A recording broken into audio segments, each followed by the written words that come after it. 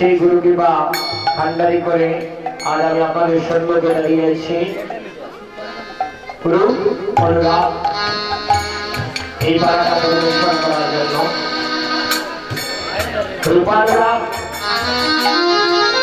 সেই রূপানুরাগের দুইটা পদ বলবো। তার আগে আমার মহাপ্রভু কিভাবে এই ধরাধামে এসেছিলেন।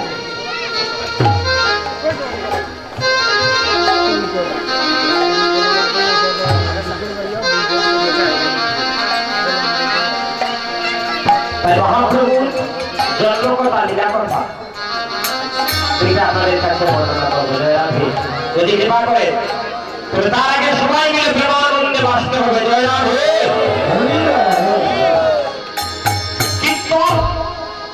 একটু আগে বলে গেলেন আমার আগের কীর্তনিয়া দাদা, কীর্তন শব্দের অর্থ ভগবানের কীর্তিটা হৃদয়ে ধারণ করার নামই হচ্ছে কীর্তন। ভক্তমণ্ডলীগণ, ভগবানের কীর্তিটা তখন হৃদয়ে ধারণ হয় যখন ভক্ত জীবন যৌবন মান কুলমান গোবিন্দের চরণে সমর্পণ করে দিয়ে গোপীদের মতো গোপী ভজন করে। গোপীরা কেমন করে ভজন করেছিল? তারা গোপনে গোপনে গোবিন্দের পর ভজনা করেছিল। ঠিক সেইভাবে গোপীদের মতো গোপন ভাব ধারণ করে এই হৃদয় নিয়ে কৃষ্ণ ভাবের ভাবনা তৈরি করে আপনারা কৃষ্ণ পথে অগ্রসর হন। দেখবেন আস্তে আস্তে কৃষ্ণ ভাবের গলিতরা আপনাদের তাই আজ সেই মহাপ্রভু সোনার নদিয়াতে অবতীর্ণ হবেন। ভক্তগণ, তাই আজ মহাপ্রভু আজ আমাদের অঙ্গনে এসেছেন। কৃপা করে এসে কি করছেন? আসিলা গৌরাঙ্গ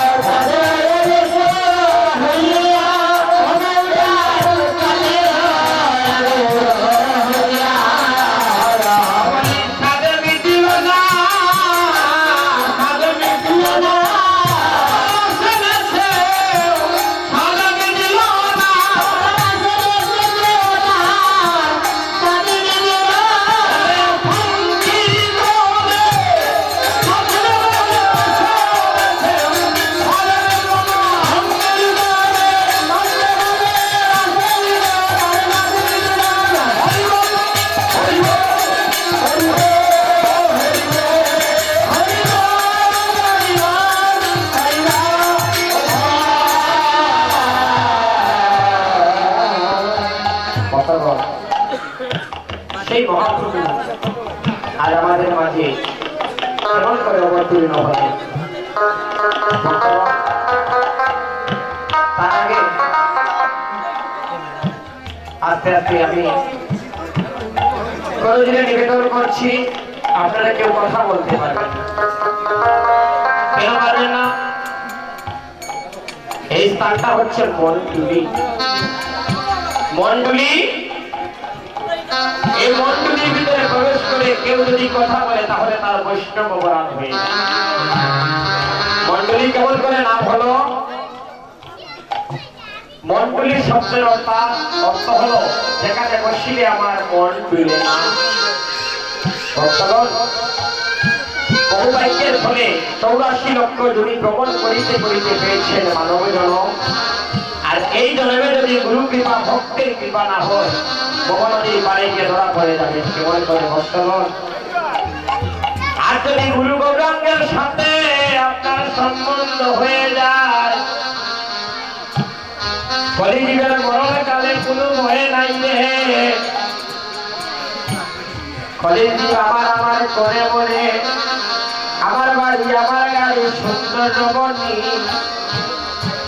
এই আমার ভাব আমার আমৃত্য নিয়ে গোবিন্দ ভজন কখনো হয় না। আমার মহাপ্রভু বললেন আমার সন্তান নাই বিচার, আমার হরিনাম সংকীর্তনে সব জাতি হবে একাকার। আমার সন্তানের কোনো বিচার নাই। কে সুচি কে বুঝি, কে ধনী কে গরিব তার করে বেলা বেলা আমি রাখবো না রে আমার হরিনাম সংকীর্তনে। ভক্তগণ, এই ভগবানের কৃপা লাভ করতে হলে ভক্ত সঙ্গ করতে হবে। ভক্ত সঙ্গ, এই যে আজ আপনারা এসেছেন কীর্তনে বসলে কিন্তু নয়নের জল দিতে হয় ভক্তগণ। আর যার নয়নে জল নাই, যে গৌর বলে কৃষ্ণ বলে কাঁদতে পারে না, তার মরণে কালে গুরু গৌরাঙ্গ কৃপা করে না রে।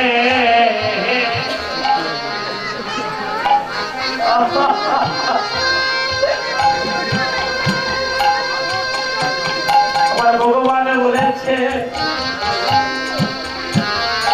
যার নয়নে জল বেশি তার গোবিন্দ বেশি, তার কাছে ছুটে যায় তাড়াতাড়ি। আজ গিয়ে নিজের ঠাকুর করে যেতে হবে না বৃন্দাবনে, নিজের ঠাকুর করে বারিন্দায় বসে একদিনও তো হে গোবিন্দ হে দয়াল বলে কাঁদে না রে। যে ভক্ত নিজের ঠাকুর করে বারিন্দায় বসে শিশুর মতো দুটি হাত কচিয়ে কচিয়ে হে গোবিন্দ কৃপা করো বলে কাঁদে রে, তার কোনো ভয় নাই।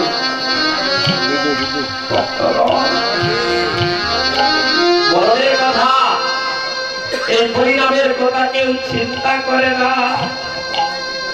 যারা সাধন ভজন করে মনে মৃত্যুর ঠিক 5 মিনিট আগে তারা বলতে পারে কেমন করে গুরু গৌরাঙ্গ শিবের পাশে এসে বসে বসে শুনাইবের করোনা বলে মধুমাখায় কৃষ্ণতা বলবেন বৎস তুমি চিন্তা করিও না, নিজ বলে কৃপা করিয়া মঙ্গল করে দেবে। আর যাদের সাধন ভজন নাই মৃত্যুর ঠিক আগ মুহূর্তে যমরাজ আসিয়া বুকের মধ্যে বাধা দিয়ে ধরবে। দেখবেন অনেকের মৃত্যুর আগে গলার মধ্যে একটা ডাক আসে না, যমরাজ পাড়া দিয়ে ধরেছে, কঞ্চি দিয়ে বুকের মধ্যে বাড়ি দেবে। ভক্তগণ, সাধন ভজন থাকলে কোনো ভয় নাই রে।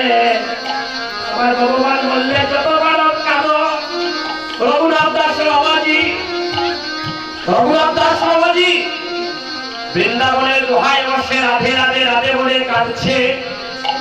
7 দিনের উপবাসী, 7 দিন কিছু খান নাই। রঘুনাথ দাস বাবাজি কাঁদছে।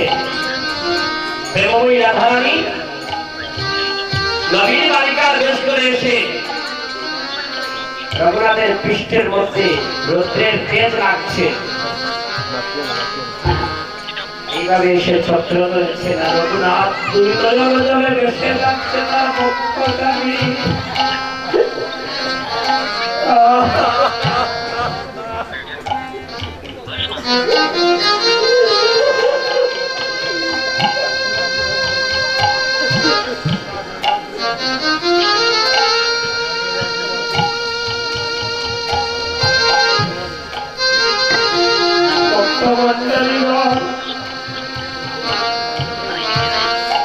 রাধারানী এসে বলছে রঘুনাথ রে আরো কাঁদ রে রঘুনাথ আরো কাঁদ। রঘুনাথ বলছে রাধারানী একবার আমার সামনে আসো। রাধারানী বলে রঘুনাথ রে যেজন আমার জন্য কাঁদে রে আমি তার সামনে আসি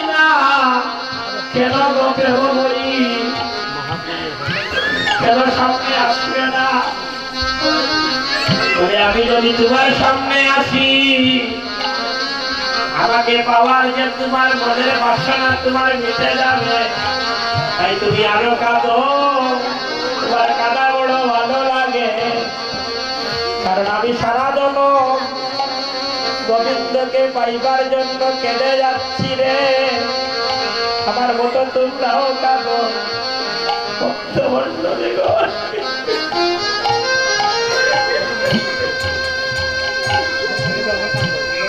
আমার না জানি কি হবে পরিণামে, মরণকালে কিবা হবে, যেদিন আমার দাদু পাখি জন্মের মতো উড়ে যাবে, সেদিন কোথায় থাকবে এগোর বাড়ি, সেদিন কোথায় থাকবে দাদা দৌলতের যেদিন জন্মের মতো শ্রীপুত্র পরিবার বর্গ ভাই বন্ধু মিলে যেতি,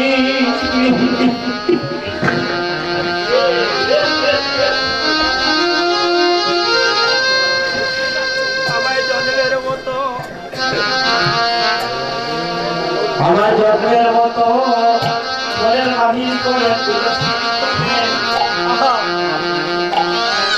তুলসী তুলে নিয়ে যাবে, সেদিন দেখবে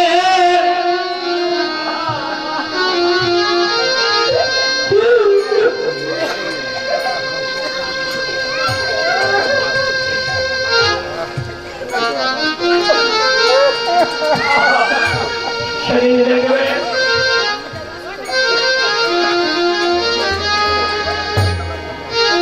পুত্র পিতা পিতা বলে কাঁদছে, কিন্তু পিতা নয়ন তুলে দেখছে না তার পুত্র তার জন্য কাঁদছে।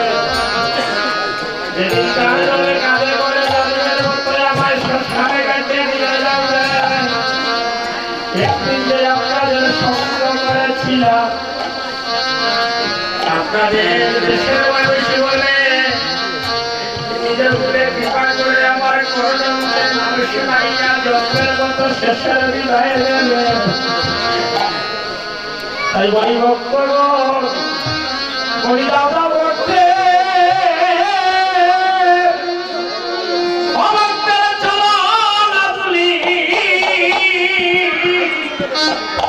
দাদা বলতে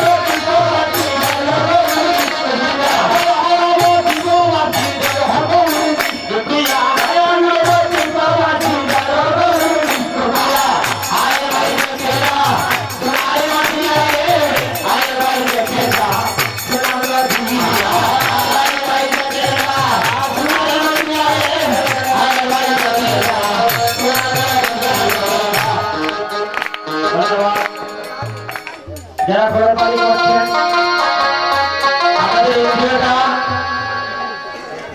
আমাদের ইন্দ্রিয়টা এই হাতটা কৃষ্ণ সেবায় চলে যাচ্ছে ধীরে ধীরে। আর যারা ঘোরাপালি করছেন না, এই তো যারা হাত গুটিয়ে এইভাবে বসে আছেন, দাঁড়িয়ে আছেন, মনে করবেন মরণকালে এই হাত একদিন কাজ করবে, নাই কাজ করবে না। কারণ কেন? দেহ যদি গোবিন্দ সেবায় লেগে যায়, গোবিন্দ সেবা দেহ অচল হয়। তাই আমি সবার কাছে নিবেদন করব, সবাই মিলে তাল ধরবেন। তাল হচ্ছে পরম ব্রহ্ম।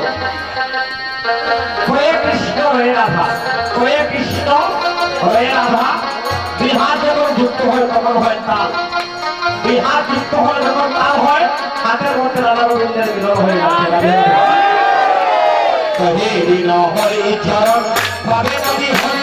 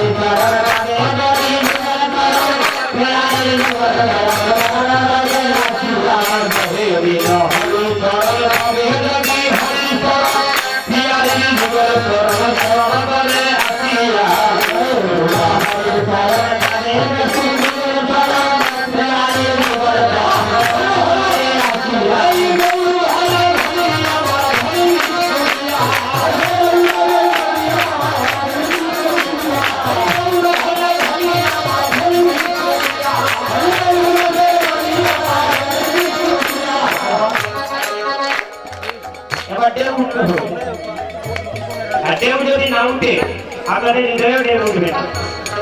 ঢেউ তুলতে হলে এবার হাত উপর দিকে তুলে সবাই একটা তাল ধরবে, সবাই মিলে হরি বল।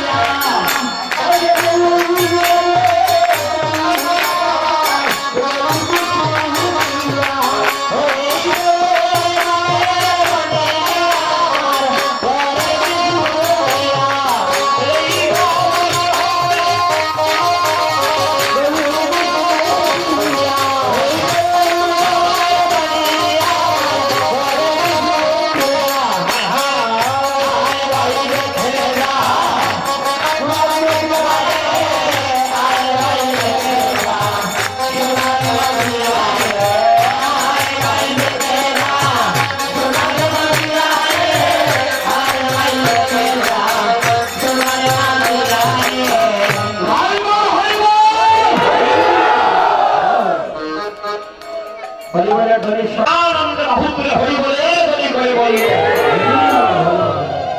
বলে আসিবে প্রভু হরিবে সাথী আনন্দ আসিবে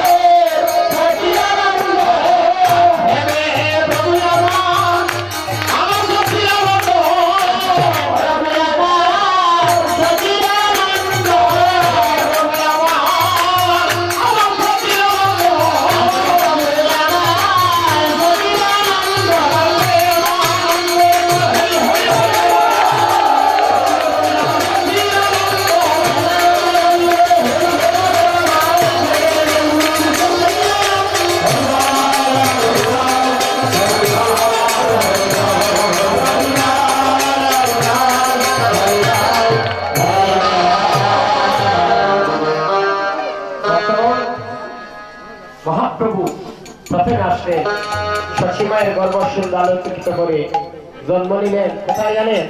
আমাদের সিলেটের সন্তান আমাদের মহাপ্রভু সিলেটের সন্তান সচিরানী যখন ঢাকা দক্ষিণে ছিলেন তখন গর্ভ মাঝে আলোকিত করে প্রভু গর্ভে আসেন সেই ঢাকা দক্ষিণে গোলাপগঞ্জ থানা ঢাকা দক্ষিণে সচিমায়ের গর্ভসিন্ধুকে আসিয়া উপনীত হয়ে আমাদের প্রাণের ঠাকুর মহাপ্রভু হইব দেশের মানুষ হইয়াও দেশের মানুষকে চিনলাম না রে ভক্তগণ দিন যায় আপনার প্রভু তো জন্ম নেই না কেন আসে না তখন 13 মাস 15 দিন